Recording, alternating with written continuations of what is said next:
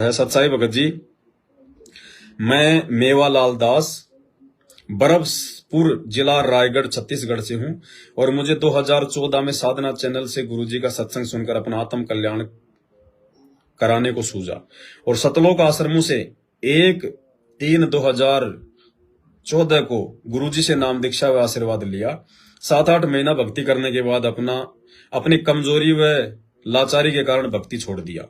फिर चांपा छत्तीसगढ़ नामदान सेंटर से 16/8/2015 को पुनः उपदेश लेकर भक्ति शुरू की, लेकिन इस बार भी कुछ ही महीना भक्ति में टिक पाया और लोभ लालच व रजोगुण के प्रभाव में आकर MLM बिजनेस व पत्नी भोग विलास में व्यस्त होकर बंदी छोड़ सतगुरु रामपाल जी भगवान की सत भक्ति से दूर हो गया और भक्ति मर्यादा खंडित हो गया। लेकिन आप सत्सेवकों के द्वारा साध संगति यूट्यूब चैनल में डाले वीडियो ने मेरे आत्मा को झंझोर कर रख दिया और पूर्ण परमेश्वर यानी बंदी छोड़ सतगुरु रामपाल जी भगवान को पाने का ललक जगा दिया, हिम्मत दिया। तो भगत जी, अब मुझे यह शंका है कि पूर्ण परमेश्वर बंदी छोड़ सतगुरु रामपाल जी भगवान मुझ तुच्छ अज्ञानी दास को स्वीकार करेंगे या नहीं, भक्ति मुक्ति का पुनः उपदेश देंगे या नहीं, मुझे नाम शुद्ध करवाने की फिर से आवश्यकता है या नहीं, कृपया शंका समाधान करें भगत जी। देखिए भगत जी, जो सत भक्ति हमें मिली हुई है परमपिता परमेश्वर सतगुरु रामपाल जी भगवान के द्वारा, ये शास्त्र अनुकूल है और 21 ब्रह्मांड का स्वामी ज्योति निरंजन है। ये शास्त्रों के विरुद्ध भक्ति साधना करवाता है। आपने नामोपदेश लिया, बीच में आपने जो कारण बताए उन कारणों से आपने भक्ति छोड़ दी।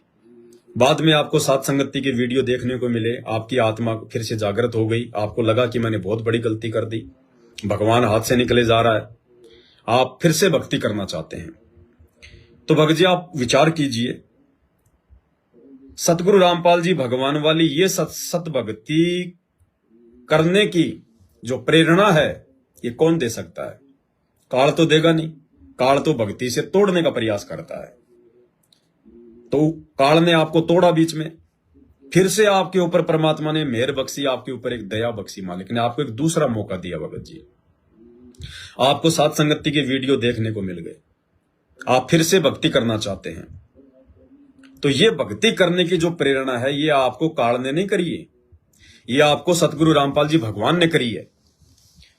और सतगुरु रामपाल जी भगवान ने आपको भक्ति की यदि सत प्रेरणा की है तो जाहिर सी बात है परमात्मा ने आपकी पिछली गलतियों को माफ कर दिया, तभी तो परमात्मा ने आपको भक्ति करने की प्रेरणा दी।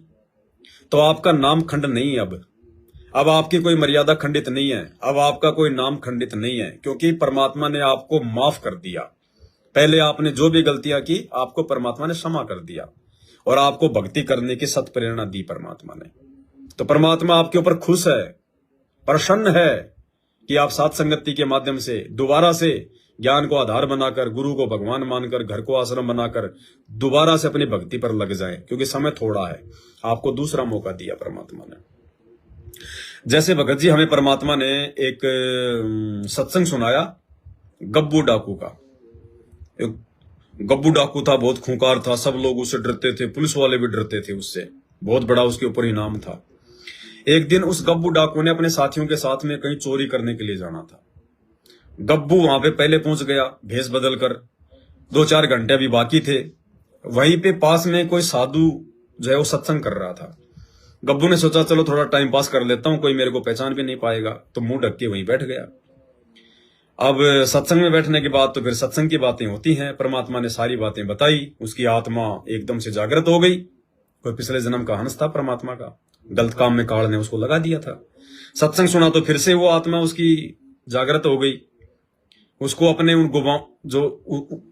उसने जो चोरियां की, उसने जो डाके डाले, जो आदमी मारे, कितनी बहनों का उसने सुहाग उजाड़ दिया, कितने उसने बच्चों को उसने अनाथ कर दिया था, उसको बड़ा मतलब कि पश्चाताप हुआ। और उसने उस साधु से कहा कि महाराज आप मेरे को नाम उपदेश दे दो। रात के समय पूछा साधु के पास में, वो बोला भाई इतनी रात को क्यों आया है, दिन में भी तो ले सकता था। बोले महाराज नहीं, मेरे को नाम उपदेश दे दो। और बोला ऐसे ऐसे मैं डाकू हूं, मेरा नाम है गब्बू। अब गब्बू डाकू का नाम तो फेमस था, वो संत भी डर गया। वो गब्बू गब्बू गब्बू वो भी डर गया संत।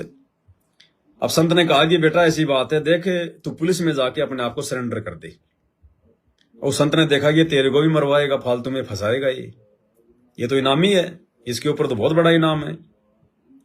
तो उसने कहा कि भाई एक काम कर, तू थाने में जाके जो है वो सरेंडर कर दे तू। तो गब्बू ने तो वैसा ही करना था, संत का आदेश पालन किया, थाने में चला गया। अब थाने में परमात्मा ने बताया, सब डर गए वो गब्बू नाम सुन के, वो थानादार भी डर गया, उसके भी पसीने आ गए। तो गब्बू डाकू जाके चेयर लेके थाने के बीच में बैठ गया, बोले भाई तुम अपना वायरलेस वगैरह फोन फान कर लो अपने ऊपर अधिकारियों के पास में। तो थानादार ने डरते डरते ऊपर फोन किया, ऊपर वाले ने ऊपर किया, आईजी तक बात पहुंच गई, गवर्नर तक बात पहुंच गई। तो गवर्नर ने कहा कि भाई उसको कोई कुछ मत बोलना, मैं आ रहा हूं। तो गवर्नर आया अपने बॉडीगार्डों के साथ में, गब्बू डाकू बैठा चेयर पे। तो गवर्नर ने कहा कि हाँ भाई कौन हो आप? बोले भाई मैं गब्बू डाकू हूँ। गब्बू डाकू मैं कितनी बार बताऊं, गब्बू डाकू हूं। बोले यहाँ क्यों आया है? बोले अपने आप को मैं सरेंडर करने के लिए आया हूं। क्यों? बोला जी ऐसे ऐसे मैंने एक सत्संग सुन लिया और जी मैं तो अनजाने में सारे काम कर रहा था, मेरे को तो ज्ञान था ही नहीं, मैंने तो इतने उल्टे कर्म कर दिए। और मेरे गुरुजी ने कहा कि बेटा तू जाके अपने आप को जो है बल्कि सरेंडर कर दे। तो जी आप मेरे को पकड़ो, आप मेरे को जो सजा दोगे मंजूर है, मैंने तो बहुत पाप कर लिए और आगे साहब मैं तो भगत बन के अपनी भक्ति करूंगा, मैं जिंदगी में कभी डाके चोरियां नहीं करूंगा। तो परमात्मा ने बताया कि उस समय जो बड़े अधिकारी थे, बड़े समझदार हुआ करते थे वो गवर्नर वगैरह। तो उस गवर्नर ने कहा कि जा भाई हमने तुझको माफ कर दिया गब्बू, हमने तुझे फ्री कर दिया, हम तुझे जेल में नहीं डालेंगे। तो गब्बू डोला, भाई तुम कैसी बात कर रहे हो? मेरे गुरुजी ने कहा कि जाके सरेंडर कर दे, तुम मेरे को जो है मतलब पकड़ नहीं रहे। बोले भाई नहीं पकड़ेंगे तेरे को। बोले हम तो लोगों को इसलिए जेल में डालते हैं, इसलिए पकड़ते हैं कि जेल में जाकर वो सुधर जाएं, अपने गुनाहों से तौबा कर लें, उनको अपनी गलतियों का जो है पश्चाताप हो, इसलिए हम लोग उनको सजा देते हैं, हम उनको जेल में डाल देते हैं। और तूने तो पहले अपनी गलतियों की सारी माफी मांग ली, तेरी तो आत्मा पहले से ही जो मतलब शुद्ध हो गई, तो तेरे को जेल में डाल के हम क्या करेंगे?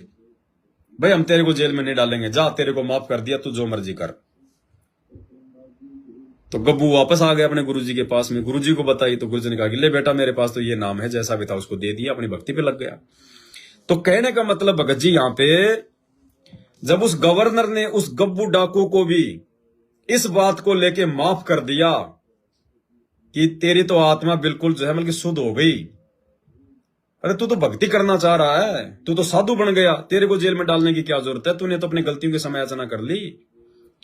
तो भगत जी जिस दिन हमारी आत्मा इस सत भक्ति को करने के लिए जब ये तैयार हो जाती है, जब हमने जो भी गलतियां की हैं, हमने ये कुकर्म किए हैं, जब हमारी आत्मा उनसे तौबा कर लेती है, जब हमारे को सच्चाई का पता चल जाता है, जब हमारी आत्मा बल्कि पश्चाताप करने लगती है, और उस समय जब परमात्मा हमारे को सत भक्ति की प्रेरणा करता है, तो भगत जी आपको परमात्मा ने हर प्रकार की मर्यादा टूटने वाली जो है उन गलतियों से माफ कर दिया।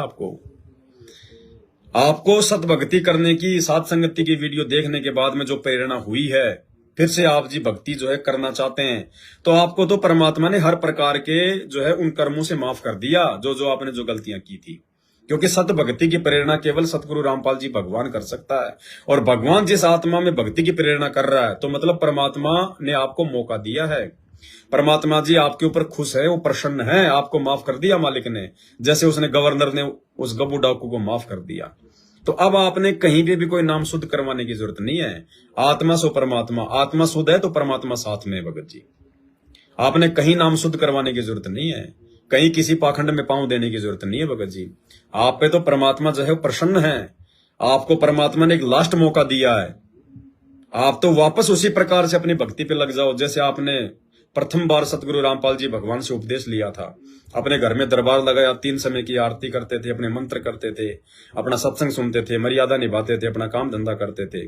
आप वही प्रोसीजर उसी प्रकार से वापस शुरू कर दो, आपको तो माफ कर दिया परमात्मा ने, आगे से गलतियां ना करना क्योंकि दोबारा मौका नहीं मिलेगा। तो इस प्रकार से भगत जी आप अपनी भक्ति को वापस परमात्मा के दया से शुरू करें, ज्यादा से ज्यादा सतगुरु रामपाल जी भगवान के सत्संग सुने, जब भी समय मिले सात संगति की वीडियो देखें, क्योंकि सात संगति की वीडियो देखने से आपको जानकारी मिलेगी, मर्यादा टूटने से बचेगी। और सतगुरु रामपाल जी भगवान के सत्संग सुनना, उनकी मर्यादा निभाना, उनका मंत्र करना, इससे हमारी आत्मा जो है वो रिचार्ज होगी।